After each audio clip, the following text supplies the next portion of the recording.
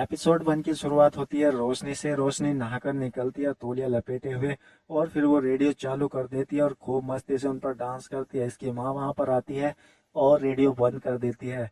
रोशनी कहती है, माँ ये तुमने क्या किया? तब इसकी माँ कहती है, बेटा जितने मजे लेने हैं यहीं पर ले ले, फिर तो तेरा पति तुझे मजे लेने नहीं देगा, अपनी अपनी ही चलाएगा। इधर इसकी सहेली इसके पास में आती है और ये अपनी सहेली को अपने हस्बैंड यानी मनोज का फोटो दिखाती है और कहती है कि मैं तो अपने पति को मस्त रखूंगी और उससे पूरे मजे लिया करूंगी, सारी रात उसको जगाया करूंगी। तब इसकी फ्रेंड कहती है कि शादी से पहले ही ये सब बातें अच्छी लगती है, शादी के बाद सब ठंडे पड़ जाते हैं।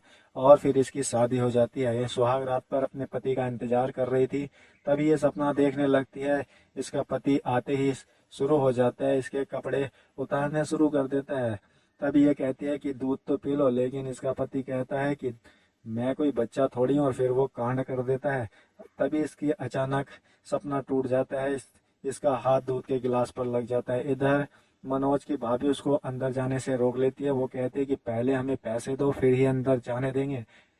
तब मनोज उसको पैसे दे देता है और अंदर आ जाता है और कुंडी बंद कर देता है। तो देखता है कि दूध नीचे गिरा पड़ा है। वो कहती है कि मेरा हाथ लग गया, सॉरी उसके लिए। वो कहता है कोई बात नहीं जी, दूध ही तो गिरा है।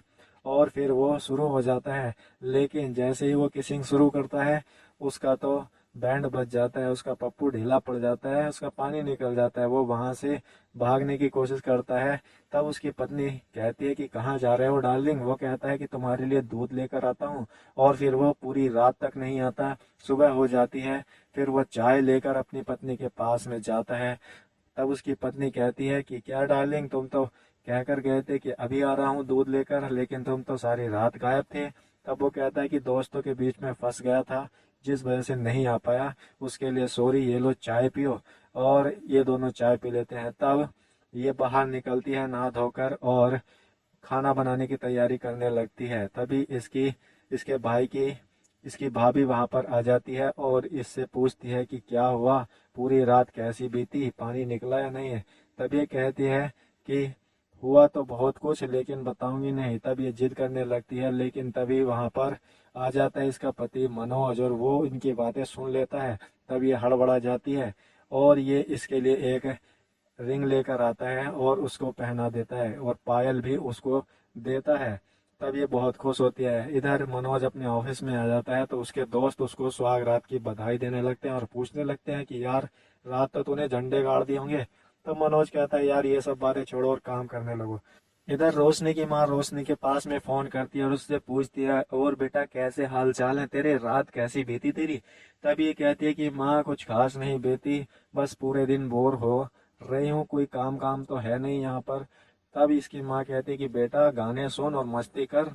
तब ये मार्केट आ जाती है गाने भरवाने के लिए रंगीला चाचा के पास में। रंगीला चाचा कहता है कि लाओ कौन से गाने भरने हैं, और फिर ये गाने भरवा कर घर पर लेकर आती है और सुनने लगती है।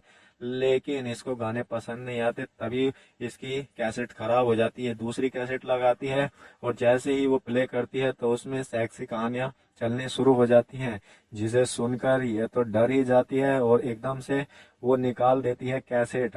और फिर ये हेडफोन लगाकर वो कैसे सुनती, पूरे मजे लेकर ये कहानियां सुनती है और यहीं पर इसका एपिसोड खत्म हो जाता है। एपिसोड 2 की शुरुआत होती है। रोशनी हेडफोन लगाकर सेक्सी कहानियां सुनती है और पूरे मजे लेती है। लेकिन तभी इसका पति आ जाता है। वो पूछता है कि क्या सुन रही हो? वो कहती है कुछ नहीं, और वो वहां से चली जाती है दूध लेने के लिए। उसके लिए रात होती है। इसका पति जल्दी सो जाता है बिना कुछ करे। रोशनी बेचारी अपनी आंख शांत नहीं कर पाती और फिर वो हेडफोन लगाती है और फिर से वही सेक्सी कहानियां सुनने लगती है और अपनी आंख शांत करने लगती है। सुबह होती है। फीएफ अपने पति को उठाती है और कहती है कि तुमने अभी तक चाय नहीं पी, उठ जाओ चाय पी लो। इसका पति उठता है तो वो देखता है कि उसकी पैंट गीली हो चुकी है और वो तकिए से अपनी पैंट छुपा लेता है। इसकी पत्नी कहती है कि क्या हुआ? वो कहता है कुछ नहीं, चाय गर्म करके लाओ।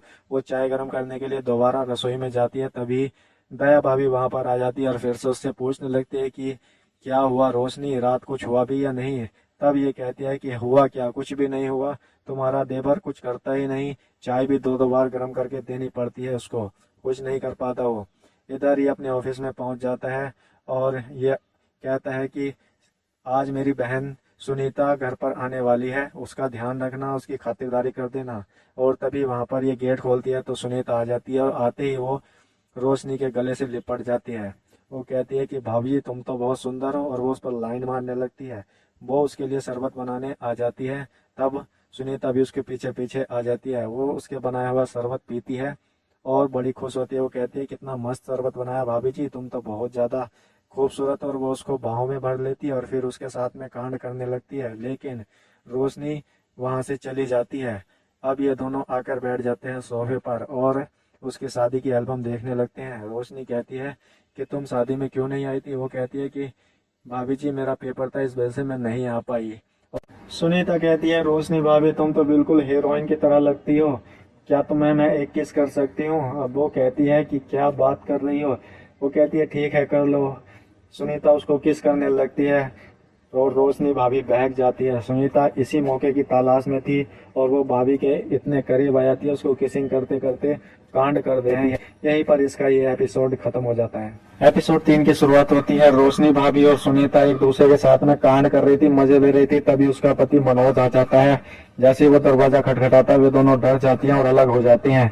मनोज अंदर आता है, उससे कहता है कि मैं तुम्हारे लिए कुछ लाया हूँ, और वो उसके हाथ में जलेबी पकड़ा देता है और कहता है ये लो जलेबियां हैं, तुम खाना, मैं तब तक हाथ मुंह धोकर आता हूँ फिर चाय बनाता हूँ। और वो चाय हाथ मुंह धोने के लिए चला जाता है। इधर सुनीता जलेबी खाने लगती है। वो कहती है कितनी मस्त जलेबियां हैं। तभी उसका भाई मनोज वहां पर आ जाता है। वो कहता है कि सुनीता कैसी है। वो कहती है ठीक हूँ भैया, बहुत मस्त हूँ। वो कहता है ठीक है कोई बात नहीं, तू आराम कर। अगली सुबह होती है। एक दूध वाला वहां पर आता है उनके घर पर दूध देने के लिए। भाभी जी गेट खोलती हैं और दूध वाला उनका फिगर देखकर दीवाना हो जाता है और रोशनी भाभी को घूरने लगता है और दूध डालने लगता है भगोने में। रोशनी भाभी को देखकर वो दूध बहुत ज्यादा नीचे गिरा देता है। रोशनी भाभी कहती है कि ये क्या कर रहे हो, और वहां से गुस्से में चली जाती है। इधर इसका पति मनोज हकीम के पास में आता है और उससे दवाई लेकर चला जाता है। इधर रोशनी भाभी फिर से हेडफोन लगाती हैं और वो फिर से एक सेक्सी कहानी सुनने लगती है। इस बार वो दूध वाले की सेक्सी कहानी इमेजिन करने लगती है और उसके साथ में कांड कर देती है। इधर फिर से रात होती है। मनोज उसके पास में आता है और वो कहता है कि हमें शादी में जाना है। वो कहती है ठीक है चलेंगे, और वो कहती है मैं तुम्हारे लिए दूध लेकर आती हूँ। वो दूध लेने चली जाती है। इधर मनोज हकीम की दी हुई दवाई खा लेता है और शाम होती है। ये दोनों फिर से सो जाते हैं, बिना कुछ करे ही मनोज फिर से सो जाता है। सुबह होती है और फिर से दया भाभी उसके पास में आ जाती है और वो रोशनी भाभी से पूछती है कि क्या हुआ डार्लिंग, तेरे पति ने कुछ किया भी या नहीं। वो कहती है कि कुछ भी नहीं हुआ, मेरा पति तो बिल्कुल ठंडा है, अब कैसे उसको कंट्रोल करूं। तब ये कहती है कि उसको रिझा, अपना शरीर दिखा और उसे रिझा। इधर इनकी रोटी जल जाती है और उसकी बदबू पूरे घर में फैल जाती है। तभी मनोज अंदर आता है और वो कहता है कि भाभी तुम दोनों यहाँ पर क्या कर रही हो, रोटी जल रही है, तुमको दिखाई नहीं दे रही। ये दोनों डर जाती हैं। तब वो कहता है कोई बात नहीं, चलो ध्यान रखा करो। मनोज अपने ऑफिस चला जाता है। इधर भाभी अकेली पड़ जाती है और वो फिर से सेक्सी कहानियां सुनने लगती है, लेकिन इस बार उसका मन नहीं लगता क्योंकि वो सारी कहानियां सुन चुकी थी। वो सोचने लगती है कि कैसे नई कहानियां भरवाने के लिए बाजार जाऊं, किस बहाने से जाऊं। तब वो अपने पति मनोज को फोन करती है और उससे कहती है कि मेरी तबीयत खराब हो रही है, मैं डॉक्टर के पास दवाई लेने जा रही हूँ। वो कहता है ठीक है चली जाओ। इधर भाभी आ जाती है फिर से मार्केट में और उसका रुमाल गिर जाता है नीचे। तब उसका रुमाल उठाता है सौरभ, जो उसी के पड़ोस में रहता है, और उसको लौटा कर आता है। वो कहती है कि कौन हो तुम। वो कहता है कि मेरा नाम सौरभ है। वो कहती है ठीक है फिर मिलेंगे, तुम तो अच्छे लड़के लग रहे हो। और वो आ जाती है रंगीला चाचा की दुकान पर कैसेट भरवाने के लिए, लेकिन रंगीला चाचा सोया हुआ